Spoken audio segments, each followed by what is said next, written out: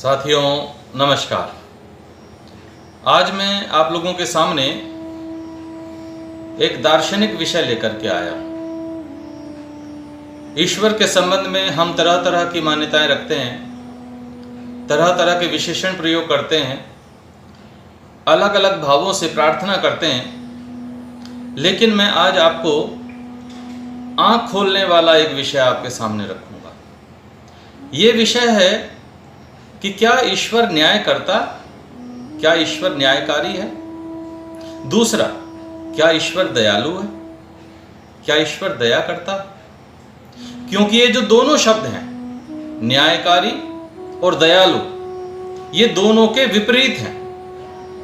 यदि ईश्वर न्याय करेगा तो दया नहीं कर पाएगा, और दया करेगा तो न्याय नहीं हो पाएगा। दया करेगा तो न्याय से वंचित हो जाएगा, और न्याय करेगा तो दया से वंचित हो जाएगा। लेकिन हमें तो आज तक यही सिखाया गया।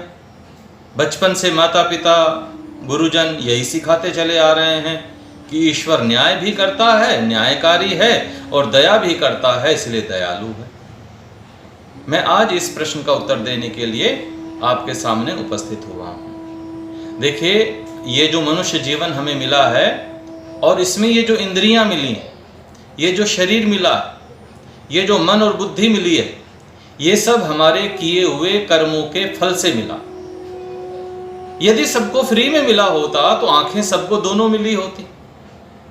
यदि सबको मिला होता तो कान भी दोनों सबको मिले होते, सुनने की शक्ति भी बराबर मिली होती, दांत भी सबको मिली होती, जीभ भी बराबर मिली होती, आवाज भी बराबर मिली होती। ये पूरा का पूरा शरीर और पूरे के पूरे शरीर से होने वाली क्रियाएं सब मिली होती। लेकिन हम क्या देखते हैं? अंतर। किसी के देखने में अंतर है, किसी की बनावट में अंतर है, किसी के सुनने में अंतर है, किसी के बोलने में अंतर है, किसी के गाने में अंतर है, किसी के ओवरऑल वेट में अंतर है, किसी की लेंथ में अंतर है। ये अंतर क्यों है जानते हो?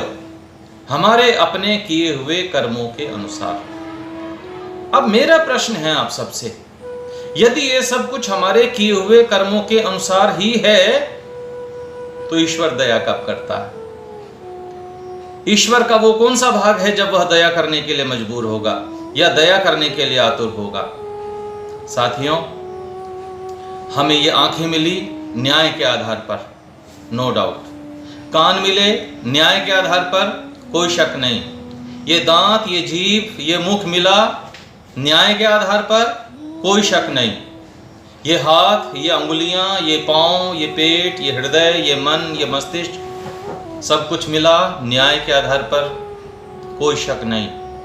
लेकिन साथियों, जब बात दया की आएगी तो आंखें तो मिली न्याय के आधार पर ये जो देखने के लिए प्रकाश मिला, ये जो सूर्य मिला है, ये जो चंद्रमा मिला, ये तो इतने विशाल ब्रह्मांड में जो नक्षत्र मिले हैं देखने के लिए, ये दया से मिले हैं। दांत तो हमें न्याय से मिले हैं, लेकिन खाने के लिए जो दाने मिलते हैं वो दया से मिलते हैं। सुनने के लिए कान तो न्याय से मिले हैं, लेकिन जो शब्द मिले हैं, जो आकाश मिला है, जो स्पेस मिला है, वो दया से मिला है। इसी तरह ईश्वर न्याय के स्थान पर न्याय करेगा और दया के स्थान पर दया करेगा। केवल हमारी अपनी बुद्धि का सामर्थ्य है कि हम उसको समझने में थोड़ी सी चूक कर जाते हैं। अगर हम उसको समझने की कोशिश करें तो पाएंगे कि ईश्वर न्याय भी करता है न्याय के स्थान पर, और दया भी करता है दया के स्थान पर। इसीलिए ईश्वर को न्यायकारी भी कहा जाएगा और दयालु भी कहा जाएगा। ईश्वर को समझने में हमारी बुद्धि अल्पमति है, हम अल्प ज्ञान वाले हैं। इसलिए हम जितना सोचते हैं बस ये सोचे रहते हैं कि इतना ही ज्ञान होता है और ये सर्वाधिक ज्ञान है। इसीलिए हम ईश्वर के गुणों को, ईश्वर के विशेषणों को पूरी तरह पहचान नहीं पाते। आवश्यकता है एक चिंतन की, एक मनन की, धैर्यपूर्वक अपने आप को थोड़ा सा अभिमान से नीचे लेके आकर ईश्वर के सत्य स्वरूप को जानने की। मैं समझता हूँ कि हम सब ईश्वर के सत्य स्वरूप को जानने के लिए प्रयत्न करेंगे। अगर हमारा ये प्रयत्न सफल हुआ तो मैं समझूंगा मेरा ये बोलना, मेरा ये समझाना सफल हुआ। इसी के लिए आप सबका धन्यवाद करता हूँ। धन्यवाद।